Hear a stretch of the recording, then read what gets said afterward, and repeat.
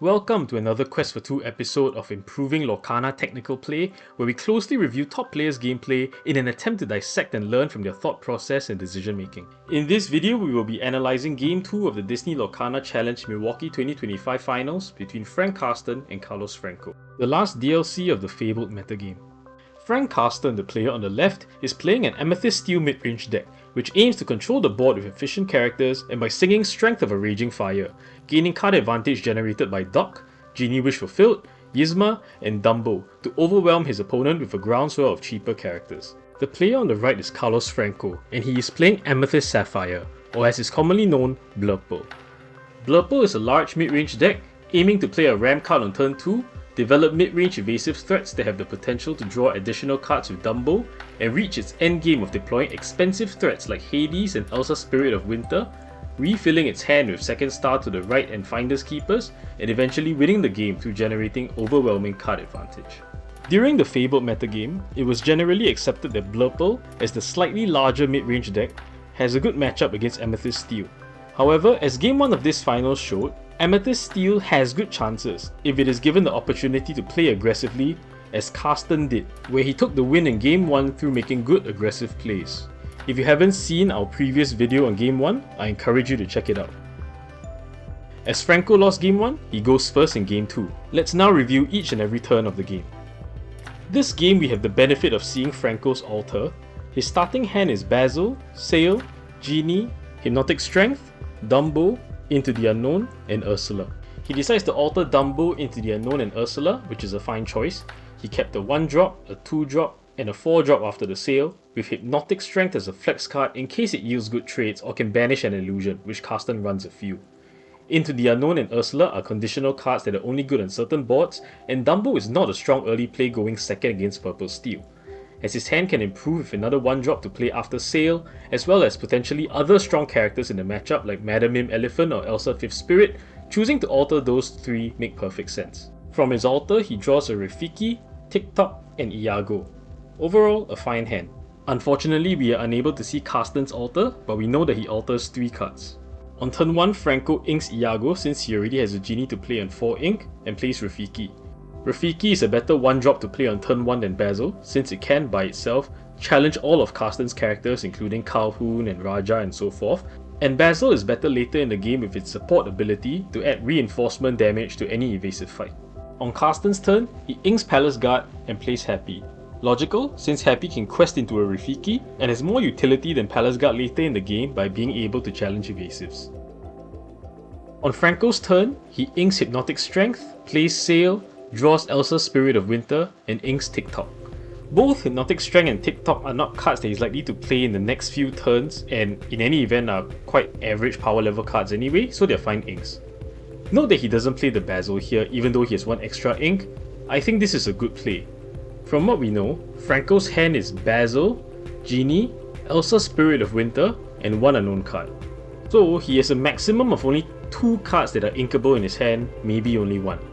Because Blurple wants to get the 8 ink generally every game, it's smart to conserve your inkable cards, especially when there isn't any dire need to play Basil at this point. So great play by Franco. On Karsten's turn, he inks another Happy and plays Raja.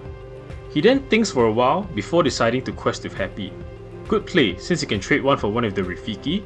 It also gains a law for free if Franco's 4-drop of choice is Madam Mim Elephant, since Franco can't challenge Happy with Rafiki and return it to hand with Elephant. Overall, great call. On Franco's turn after his draw, his hand is Belle, 2 Genie Wish Fulfilled, Elsa Spirit of Winter, and Basil. He inks Basil, plays a Genie, drawing second star to the right. Here Franco has the option to trade Rafiki into Happy, but he doesn't, which at first glance is slightly odd. You want to reduce your opponent's board in general, and to reduce the impact of Strength of a Raging Fire, and Happy poses a minor threat to both your Genies if it gets some help. Franco definitely knows this, so why wouldn't he trade? I can see 2 reasons. First, he's optimizing for drawing Madam Mim Elephant, which he would definitely play this early in the game against Amethyst Steel, and wants to have the Rafiki to bounce back to hand. The second reason, which is a bit of a moonshot, is that he is forecasting singing second star to the right with Rafiki, Genie, and the belt. Both those reasons may have been enough for Franco to forego the trade now and maybe a couple of law in order to preserve more options later. As we will see in the game, this decision was actually meaningful and maybe is actually brilliant, albeit unintuitive. On Karsten's turn, he inks Tinkerbell. Makes sense since the genie on board makes it so that Tinkerbell is unlikely to ever stay alive for long, and plays Giant Cobra, discarding nothing to preserve cards in hand. He then doesn't quest with anything, instead passing the turn. I can see questing with Raja here since it trades 1-for-1 with the Rafiki, but he might be preserving characters for Strength of a Raging Fire which he can sing next turn with Giant Cobra. On Franco's turn, he draws Rafiki for turn, plays a genie and draws a bell. He inks Bell and plays Rafiki, now representing 10 ink worth of characters to sing second star, which is probably why he plays the Rafiki. He then quests with Genie, as it is relatively safe to do so. On Karsten's turn, he draws for turn, inks a Giant Cobra, and plays Genie. All good. He then quests with Cobra, which suggests that he doesn't have Strength of a Raging Fire in hand, since killing one of the genies here would be extremely good for Karsten. Good quest in any event, since Franco has to trade 2 characters into the Giant Cobra in order to remove it. Franco's turn, he draws Dumbo, which is a sick draw on this board.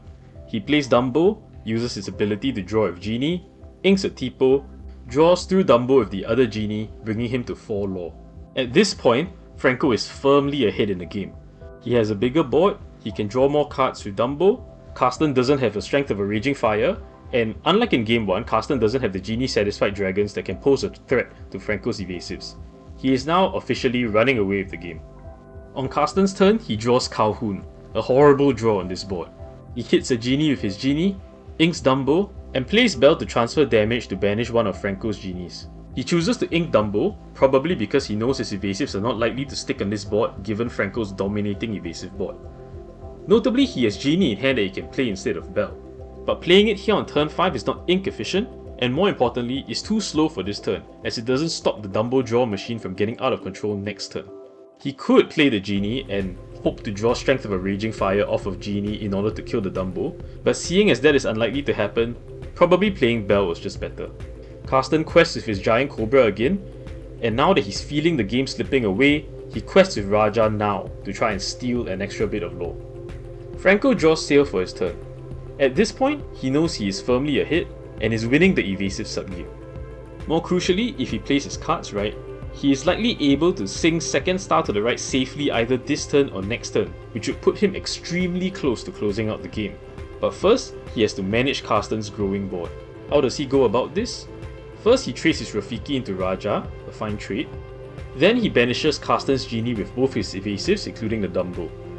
Then he plays Bell, and thinks for quite a bit, before eventually deciding to shift damage from the Genie onto Happy, eliminating all threat to his evasives remaining on Karsten's board. A good argument can be made here to shift damage from Dumbo instead of Genie, as Dumbo is of higher value on this board than Genie, seeing as he's not close to winning the game on lore at this point.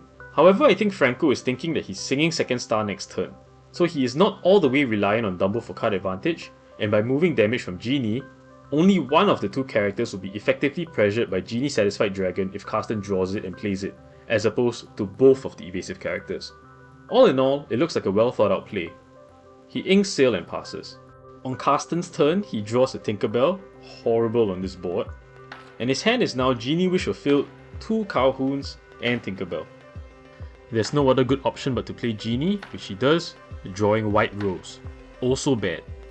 He inks Tinkerbell and plays Calhoun. At this stage, Karsten is in a lot of trouble. He quests with Bell and Cobra, bringing his lore total to 7. Franco's turn, he draws Hades. By this point, Franco is so far ahead, given how little resources Karsten has and the lore totals, although it would probably take another 3 to 4 turns. He sings second star with Bell, Rafiki, and Genie, drawing 5 cards. Note that one of the characters that sung second star was a Rafiki, which he would only have on board because he didn't challenge one into Happy all those turns ago. Without the Rafiki, he would have to sing here with his damaged Dumbo, which may have allowed the Genie to take it out. From here, Franco plays Monstro, eliminates both of Karsten's exerted characters, discarding Tipo to Monstro's effect. Another option would have been to play Elsa's Spirit of Winter instead of Monstro to lock down both the characters, and then he can still Monstro them next turn and have the option to quest 3 with Elsa. But all credit to Franco, I think he knows that this game is pretty much won. and as such he opts to remove as many characters as possible to prevent Karsten from coming back on board with something like Strength of a Raging Fire. On Karsten's turn, he draws a Diablo. Ouch. At least he gets a good Calhoun banish on the Rafiki, gaining 2 lore. He quests with the Genie, gaining 2 more. Then plays White Rose, gaining 1 more, bringing his lore total to 12. He then plays out the rest of his hand. Now Karsten has a bigger board than Franco, albeit slightly fragile, and his lore total is at 12, which is relatively high. This might be slightly dangerous for Franco if he doesn't navigate the following turns carefully. On Franco's turn, he draws for turn. He plays a Bell to move damage from the Dumbo to banish the ready Calhoun. Fantastic. And then he takes out Karsten's Genie with his 2 evasives. Good play. His dry Bell then takes out the exerted Calhoun. He inks magical maneuvers and plays a Dumbo. An extremely well played turn. Franco eliminated every possibility of Karsten gaining 2 lore with any 2 lore characters next turn, and placed 2 more characters on board to take a massive board lead. Karsten has no hand, has no single draw that can get him back into this game, and so he has to race for lore, which Franco is perfectly set up to deal with Hades and Elsa's Spirit of Winter in hand to take out any lore gaining threats. On Karsten's turn, he really wants to draw a Dock here to refill his hand, but instead he draws his one-off Scar. Scar at least allows him to trade for Bell with his Diablo, drawing a card. He then quests with White Rose, getting him to 13 lore.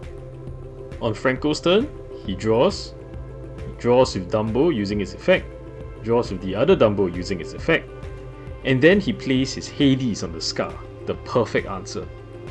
He then challenges the White Rose with his Bell and quests for 2 with his Genie. Karsten has no board, 1 card in hand against Franco's massive position. The game is lost for Karsten. On Karsten's turn, he draws, and his hand is now Yzma and Elsa 5th Spirit. He plays the Yzma and inks the Elsa 5th Spirit to optimize for Yzma drawing 3 next turn. He passes. On Franco's turn, he correctly doesn't even give Karsten a chance to draw with his Yzma by playing Hades on it, moving it to the Inkwell.